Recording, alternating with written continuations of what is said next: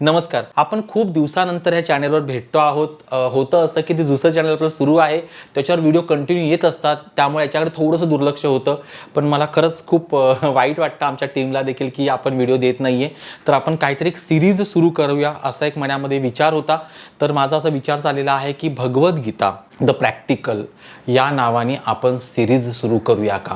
कारण की भगवद्गीता आपल्या सर्वांना माहिती आहे आणि त्याच्यातले काही श्लोक आपल्या सर्वांना माहिती आहे. उदाहरणार्थ कर्मण्येवाधिकार असते मा फलेषु कदाचन यदा यदा हि धर्मस्य धर्मक्षेत्रे कुरुक्षेत्रे समवेतायुत्सव हे काही माहिती आहेत आपल्याला. पण भगवद्गीता आजच्या 2026 साली देखील तितकीच ॲप्लिकेबल आहे. तितकीच आपण त्याच्यातून प्रॅक्टिकल नॉलेज घेऊन आपलं जीवन अतिशय सुंदर करू शकतो.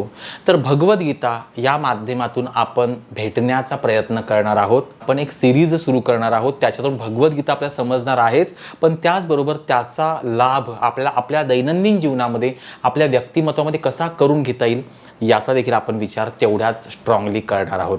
तर आपण त्या सिरीजमध्ये भेटूया. पण भगवद्गीतेबद्दल मला खूप छान सांगावंसं वाटतं की भगवद्गीतेबद्दल आपण जे काही म्हणतो, जे काही आपल्याला ऐकिवात असतं ते तेवढंच नाही, त्याच्या पलीकडे देखील आहे. पण ते सोपं करण्याचा आपण प्रयत्न करूया. एक उदाहरण आपण बघूया की भगवद्गीतेमध्ये कर्मयोग, ज्ञानयोग, भक्तियोग हे 3 योग सांगितलेले आहेत.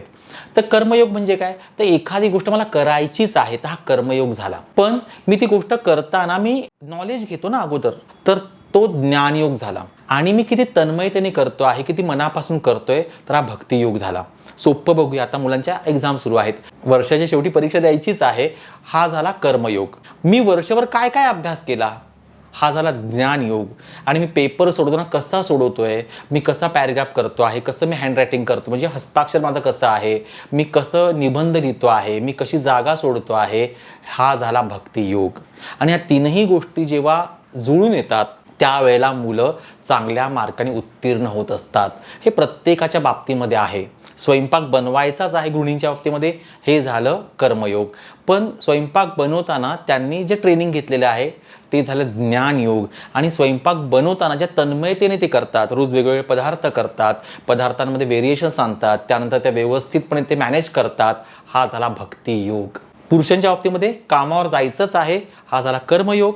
मी काम करत असताना मी काम काय काय शिकलो, मी काय काय शिक्षण घेतलं, हा झाला ज्ञानयोग. आणि मी काम मनापासून करतोय, म्हणजे मी वेळेवर जातोय, मी वेळेवर सगळ्या गोष्टी पंचिंग करतो आहे, वेळेवर काम पूर्ण करून देतो आहे, हा झाला भक्तियोग. तर अशाच प्रकारची सोपी सोपी उदाहरण घेऊन आपण भेटणार आहोत आपल्या या चॅनेलवरती, डॉक्टर नचिकेत दीक्षित ऑफिशियल या चॅनेलवरती. पण त्याचबरोबर मला सांगेल की डॉक्टर नचिकेत दीक्षित व्लॉग हे जे चॅनल आहे हे देखील आपलं चॅनल खूप चांगलं प्रगती करत आहे. त्यातून भरपूर तुम्हाला शिकण्यासारख्या गोष्टी आहेत. आपण साधना त्याच्यातून बघतो आहे, त्यालाही तुम्ही आत्ता सबस्क्राईब करून ठेवा. तिथेही आपण हनुमान चालीसा किंवा हनुमान उपासना याची साधना आपण करतो आहे व्यक्तिमत्व विकासासाठी. तर भगवद्गीतेबद्दल आपल्या चॅनेलवरती आपण बोलणार आहोत. त्याचबरोबर आपलं हे चॅनेल जे आहे ते अजून अधिकाधिक व्हिडिओ आणण्याचा प्रयत्न आणि रेग्युलर आणण्याचा प्रयत्न आम्ही, माझी टीम पूर्णपणे नक्कीच करणार आहे. भेटूया पुढच्या व्हिडिओमध्ये. तोपर्यंत स्वतःची काळजी घ्या, मस्त राहा, बिंदास राहा, आनंदी राहा. धन्यवाद.